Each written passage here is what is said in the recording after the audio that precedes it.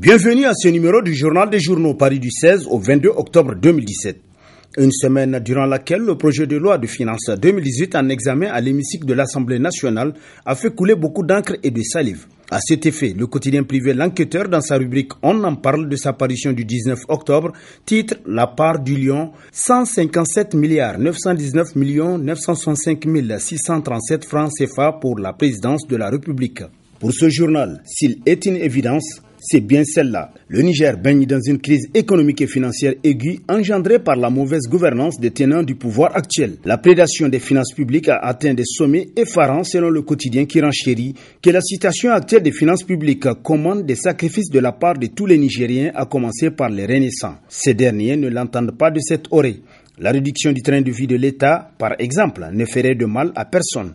Ils préfèrent s'arc-bouter à leur confort personnel. Pour la seule présidence de la République, il est prévu une dotation budgétaire d'un montant de 157 919 965 637 francs CFA. Une somme qui donne le tournis, souligne L'Enquêteur. Loi des finances 2018, pourquoi cette agitation ? S'interroge le bimensuel Mutation, qui constate qu'elle n'est encore qu'au stade de projet, mais elle a déjà le mérite de réveiller, réunir et ragaillardir les animateurs d'une opposition politique et d'une certaine société civile tombée longtemps dans un sommet dogmatique. Le projet de loi de finances introduit à l'Assemblée nationale pour examen et adoption concerne tous les Nigériens sans distinction.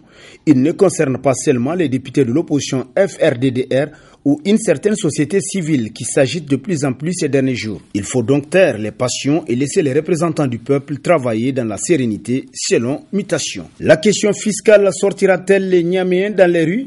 S'interroge pour sa part le sens de l'histoire, pour qui le tonnerre gronde. La fraction de la société civile constituée autour de l'association MPCR de Nouarzika gronde. Elle s'active. Elle se démène nuit et jour.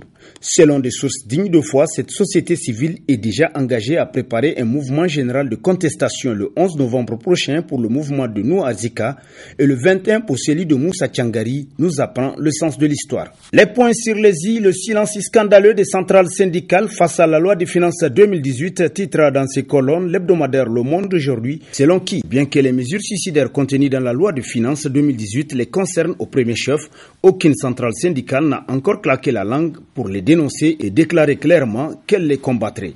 Un constat des plus amers qui renforce davantage le soupçon de corruption dont les Nigériens parlent à propos de bon nombre de leaders syndicaux, d'après l'hebdomadaire qui poursuit qu'au finish, l'on se demande pourquoi les travailleurs continuent de payer des cotisations pour entretenir des dirigeants syndicaux qui ne se soucient guère de leurs préoccupations et qui, face à des mesures insupportables pour les travailleurs, font profil bas. Issoufou Mahamadou en Australie, les raisons du voyage présidentiel a constitué l'un des titres à la une de l'hebdomadaire Le Républicain. Pour qui sortir le Niger de son isolement, dynamiser la coopération internationale, telle est en tout cas la signification qu'il faille donner à la visite du président Issoufou Mahamadou en Australie. Car il croit aux atouts du Niger. Son ambition est élever le taux de croissance du produit intérieur brut du Niger. Le chef de l'État est donc allé vendre les opportunités qu'offre son pays en matière d'investissement. C'est pour cela que le président Issoufou Mahamadou a rencontré les investisseurs australiens afin qu'ils contribuent à la modernisation de l'économie du Niger. Pour ce faire, il incite les hommes d'affaires à venir investir dans notre pays. Le Niger donne de nombreuses garanties, une stabilité politique et sécuritaire.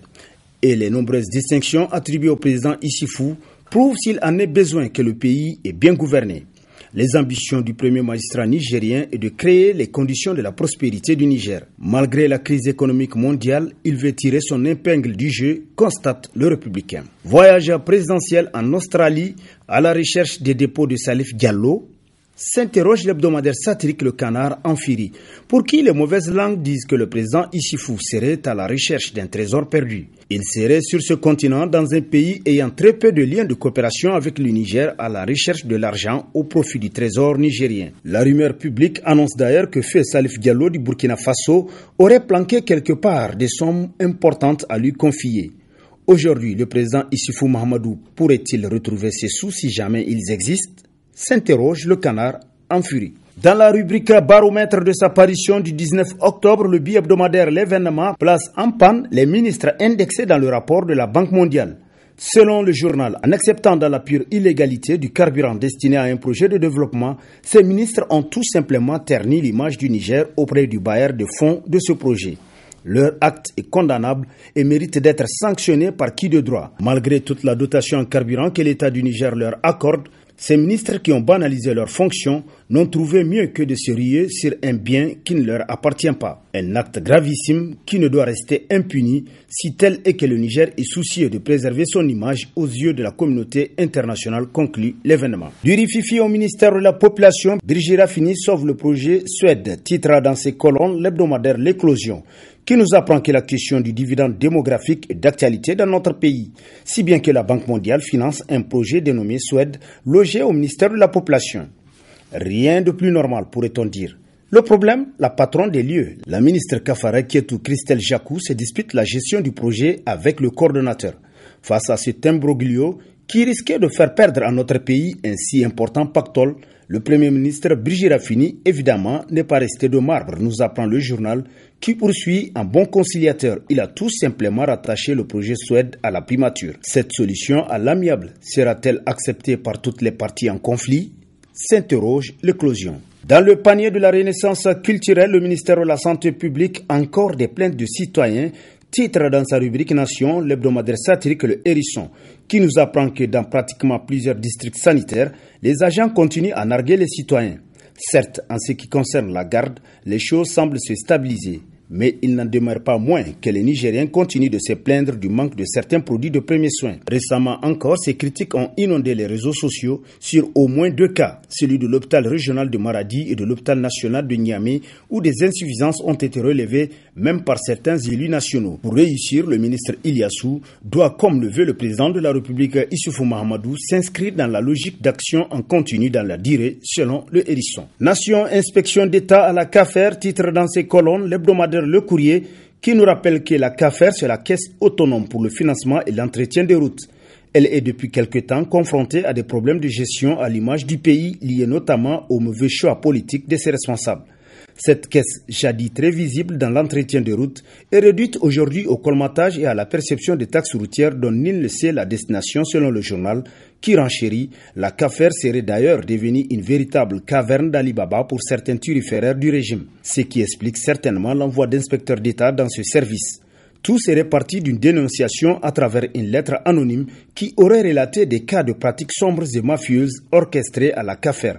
Et selon certaines sources, le trafic d'influence dans le paiement des factures des entreprises chargées de colmater les routes serait très développé selon Le Courrier. Intervention de Sanoussi Tambari Jakou à l'anniversaire de MPR Jamhouria. Et si STJ dévoile le scénario des élections présidentielles de 2021, s'interroge dans sa rubrique politique l'hebdomadaire Le Nouveau Républicain, qui rappelle qu'à l'occasion de la cérémonie marquant le 2e anniversaire du mouvement patriotique pour la République MPR Jamhouria, le président du parti nigérien pour l'autogestion, Pena Alouma, et ministre conseiller à la présidence de la République, Sanoussi Tambari Jakou, a fait une annonce qui focalise depuis l'attention de nombreux analystes. Si certains considèrent qu'il ne s'agit que d'une simple provocation de la part de cet homme politique connu pour son art d'amuser l'atmosphère politique, d'autres craignent que Sanoussi Tambari Jakou ne soit déjà en train d'annoncer le scénario des élections de 2021, selon Le Nouveau Républicain. Prêcher la vertu par l'exemple a constitué le titre de l'éditorial du magazine Niger Inter paru en ce mois d'octobre.